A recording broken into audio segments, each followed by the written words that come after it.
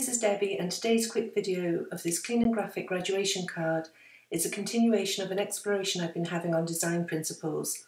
I recently took a class based on the elements and principles of design, and the homework was to create a trio of mood boards filled with images which inspired you. I'll leave a link in the video description to the blog post I wrote on my findings, which totally surprised me. Based on those findings, I've been playing around with the inspiration from the mood boards, and today's card is the result of that. One of the key discoveries for me was how many of my images I was drawn to had a teal, mustard and neutral palette, and so I picked out 3 of the colours from my stash. The grey is Samsa Stamp Fog, but I'm afraid the other 2 colours came from my scrap stash, and I'm not sure where those originated from. I used the smallest hexagon die from Samsa Stamp's Perfect Shapes dies, and cut multiple hexagons from the 3 colours. I added Scrapbook Adhesives foam squares to the back of each hexagon, and then using a T-square ruler to help me align the hexagons straight, I added them to a piece of white card. I cut a piece of card which was bigger than a card front so that I could cut it down to size later and not worry about whether I was aligning the hexagons so that they would be perfectly centred.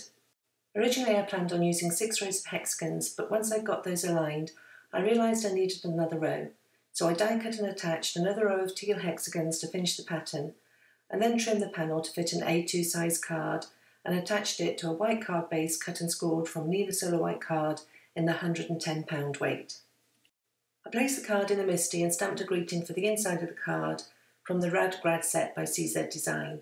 I also used that set to stamp and die cut a School's Out Forever sentiment and a graduation cap for the front of the card.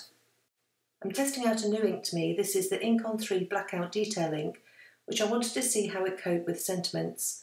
I stamped it twice, but I usually do that for all my stamping, and I was happy with how it coped with the solid areas as well as the detail of the stamps. The exciting thing about this ink is it's waterproof and so can be used for watercolouring, but also you can use alcohol markers with it too. I'm trying out this ink moving forward, and I'll let you know how I get on. I added foam squares to the back of the School's Out Forever sentiment and graduation cap, and then attached them over the hexagon pattern. To finish this card, I dug out my stash of enamel dots and found 2 toning colours to add in a trio around the sentiment. I think the great thing about this clean and simple design is it can be adapted to the school colours of the graduate, and I love the quirky sentiment for the inside of the card too.